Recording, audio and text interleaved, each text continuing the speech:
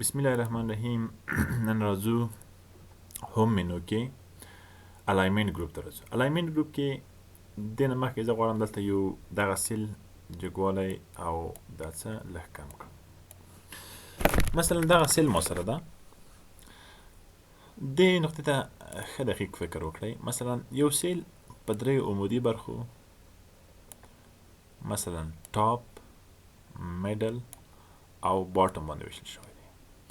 عمودا یو سیل په درې برخو ویشل شوی. یعنې تاسو کولی شئ په عمودي ډول په یو سیل کې په درې ځایونو کې لیکنې ته مثلا ځای په ځای کړئ، یا په ټاپ کې، یا په میډل کې، او یا هم په باټم کې. یعنې یا په لاندنۍ برخه کې، یا په منځنۍ برخه کې، او یا هم په پورتنۍ برخه کې. او دا عمودي ډول و. په افقي ډول شما تاسو کولی شئ په چپ طرف کې، په منځ کې، او یا هم په ښي طرف کې لیکنه یا ټکس ځای په ځای کړئ. راځو اوس عملا ګورو. زه مثلا دلته یوه لیکنه کوم، مثلا احمد. احمد چې کله زه دلته ولیکم، دا په چپ طرف کې دی او په باټم کې دی. دلته کوم انتخاب شوی؟ کوم اپشن اوس انتخاب دی؟ باټم الاین انتخاب دی. که چېرته زه سنټر ته راوړم، سنټر ته راځي، یعنې وبخئ میډل ته راځي، نیمایي ته. که چېرته ټاپ ته راوړم، په ټاپ کې دا ځای په ځای کېږي. بل لرو که زه وغواړم ښي، دا اوس ټکس دی چپ طرف نه شروع دی، زه غواړم منځ ته یې راوړم، سنټر باندې کلیک کوم. که غواړئ ښي طرف ته راوړئ، الاین رایټ باندې کلیک کوئ. د دې په خاطر چې موږ لیکنه ښه معلومه شي، ښایسته معلومه شي، ښکلا ورکړو، دې ځای نه سنټر انتخابوو، دې ځای نه هم میډل. د درې کمانډونو وظیفه وه. دې نه وروسته دلته یو سرحد ورکړل شوی، یعنې د دې ځان ته کار دی او د دې ځان ته دا بل څه کې کار کوي. دې نه وروسته زه اوس مثلا دلته یوه لیکنه وکړم، مثلا بشیر. دا لیکنه دلته یو انکریز انډنټ دی، بل ډیکریز انډنټ دی. دلته که راشو، که غواړئ د لیکنه دې طرف ته انتقال کړئ، دې طرف ته راشي، انکریز انډنټ باندې کلیک کوئ، لیکنه دې طرف ته راځي. او که غواړئ دې طرف د سیل ته راشي، څه باندې کلیک کوئ؟ ډیکریز انډنټ باندې. دا انکریز انډنټ او دا ډیکریز انډنټ. دې نه وروسته موږ لرو ټکس الاین، وبخئ اورینټیشن لرو. اورینټیشن ته راځو. اورینټیشن څه کار کوي؟ مثلا دلته ما سره مخکې یو شیټ و، زه مثلا دغه شیټ ما سره ده، دغه شیټ ده ما سره. دغه هیډینګ ته زه غواړم په یوه زاویه باندې مثلا دا ځای په ځای کړم. دلته راځئ اورینټیشن ته. اولین کمانډ دلته دی انګل کاونټر کلاک وایز. ټکس مو د یوې زاویې په اساس باندې ساعت اقربې مخالف ځای په ځای کړي. کله زه دا کلیک کوم، ټکس د ساعت د اقربې مخالف، ساعت اقرب دې طرف ته راځي، ټکس پاس طرف ته د ساعت د اقربې په یوه زاویه باندې ځای په ځای کېږي. بل لرو انګل کلاک وایز. ټکس روټیشن کوي، اورینټیشن کوي. اورینټیشن دوران ته وایي، اورینټیشن کوي خو د ساعت د اقربې مطابق په لاندې طرف باندې. بل راځو ورټیکل ټکس. ورټیکل ټکس ای بي د عدد پاس، لکه د پاس نه شروع کته راځي. دې باندې کله کلیک کوم، ورټیکل عمودي ټکس ترتیب کوي. که مثلا ما سره دا سیل شو، آی ډي نمبر شو، امپلایز نیم شو، پوزیشن شو، سیلري شو. دې نه بل اورینټیشن څنګه ورکولی شم؟ روټیټ ټکس اپ. ټکس اپ لاندې نه به شروع پاس طرف ته، په دې قسم باندې. دې نه بل موږ لرو روټیټ ټکس ډاون، په لاندې طرف باندې روټیشن ورکوي، لکه دې قسم باندې.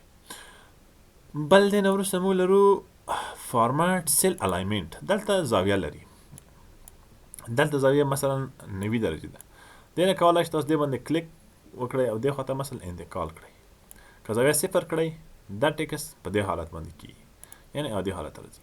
که وغواړئ بیرته اورینټیشن دوران ورکړئ، په تاسو په زړه پورې یوه زاویه مثلا غواړئ دلته یوه زاویه ورکړي، دلته راځئ. مثلا زه غواړم دغه ټکس د ما سره مثلا په 15 درجې باندې روټیشن وکړي، اوکې کړئ. دلته راشئ، اوس په 15 درجې باندې اورینټیشن یا دوران یې وکړ. دې نه وروسته موږ لرو اورینټیشن نه دې خواته موږ دلته یو دا څه دی، یو سرحد دی. دلته لرو لیفت ټو رایټ ټکس ډایرکشن او رایټ ټو لیفت او کانټینټس. لیفت ټو رایټ د چپ طرف نه ښي طرف ته چې انګلیسي لیکانو دپاره دی. رایټ ټو لیفت د چپ طرف نه د ښي طرف نه راسته طرف ته چې دري او پښتو لیکانو دپاره ته چې کانټکس د ورډ دپاره.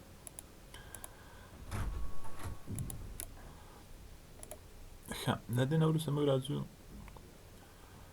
رب ټکسټ مرجن سنټر ته.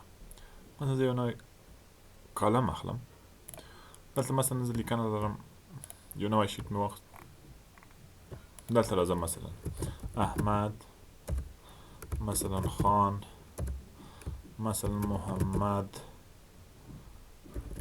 محمد امین، مثلا جواد، مثلا جاوید. د ایسل اگر فکرتان باشه که تاسو فکر دی په دې کې احمد، خان، محمد امین او جواد او جاوید دا په دې سیل کې مکمل راغلي، خو دې کې محمد امین چې دی اوس که غواړئ چې دا دې سیل ته رانشي، دې کالم ته رانشي، دلته راځو په راب ټکس باندې کلیک کوو. دا څه کار کوي؟ یو طریقه دا ده که موږ دلته راشو خپل د ماوس کرسر دلته راوړو او دې باندې ډبل کلیک وکړو، دغه کالم د خپل د څه په اندازه ټکس په اندازه پراخوالی مومي. زه اوس که راشئ دا څه نه استفاده وکړئ د رب ټکس نه، یوازې د سیل کته راوړي، کالم مثلا ویټ په همدې اندازه، کالم ضخامت په همدې اندازه پاتې کېږي. رب ټکس باندې کلیک کوو. څه کار کوي کالم ټکس؟ رب ټکس کالم نه زیاتوي، یوازې ټکس پکې لاندې راځي چې د رو د پراخوالی ورسره کم زیاتي. که دلته راشم په دې فلشک باندې کلیک وکړم، دلته رب ټکس ده. رب ټکس په همدې قسم لکه دلته چې موږ څه کوو، رب ټکس همدا کار کوي. که دې باندې کلیک وکړم هماغه کار کوي. او که دې باندې کلیک وکړئ د فلشک باندې او راشئ دلته شرینک ټو فټ څه کار کوي؟ دغه ډیټا مثلا په همدې اساس باندې شرینک ټو فټ ته کله راشو، شرینک ټو فټ دغه سیل ډیټا کوچنی کوي چې په همدې یو سیل کې ځای شي، یعنې دغه فونټ سایز یې محمد امین فونټ سایز چې کوم دی دا کمي. دې باندې زه کله کلیک وکړم سایز د ټکس سایز نظر همدې سیل ته په هماغه اندازه باندې کمیږي. بل راځو میج سنټر ته. که چېرې زه مثلا یو نوی شیټ واخلم او دلته مثلا ما سره زه دغه حجرې مثلا سلیکټ کړم، ټولې دا سیلزونه ما سلیکټ کړل. اوس راځم میج ان سنټر ته. میج ان سنټر اولین کمانډ څه کار کوي؟ کله چې دې باندې کلیک وکړم کالم هم له منځه وړي، روګان هم له منځه وړي، او ټکس د کوم ځای نه شروع کېږي؟ دې کې د سنټر نه ټکس شروع کېږي. دې باندې کله کلیک وکړم کالم هم له منځه لاړ او روګان هم له منځه لاړ، یعنې هغه سیل چې په دې کې کوم وو هغه ټول نه یو سیل جوړ کړ. په دې کې اضافي سیل نه چې منځه یې وړل، که د کالم مربوط وي او که د رو مربوط وي. اوس که دې کې زه لیکنه کوم د سنټر نه شروع کېږي. بل موږ سره کوم کمانډ دی؟ بل کمانډ موږ سره دی، زه به دا بیرته کنټرول زی کړم. دویم کمانډ موږ سره دی میج سیل. میج سیل څه کار کوي؟ میج سیل هم همدا کار کوي، یوازې ټکس به له چپ لوري پکې شروع کېږي، مثلا لیفټ ساید نه به شروع کېږي. میج سیل څه کار کوي؟ کالمونه او روګانې چې دې کې کوم سیل نه وو هغه ټول له منځه وړي، ټول نه یو سیل جوړوي. لیکنه چې کوو له چپ لوري به لیکنه پکې کېږي. دا د میج سیل وظیفه وه. بل موږ سره دی دې نه بل کمانډ موږ سره دی مرج اکراس. مرج اکراس څه کار کوي؟ د کالمونه چې کوم دي دغه لاین له منځه وړي، یوازې روګانې پاتې کېږي. په دې قسم باندې روګانې پاتې کېږي. دې باندې زه کله کلیک وکړم مرج اکراس، کالمونه چې کوم وو دا خطونه له منځه وړي، یوازې روګانې پاتې شوې. او که غواړئ چې مثلا بیرته عادي حالت راوړئ، انیمیج باندې کلیک وکړئ، عادي حالت ته راځي. دا و په ډیټا په هوم مینو کې د الاینمنټ ګروپ کې نن ورځې درس. په راتلونکي درس کې به انشاءالله نمبر وایي.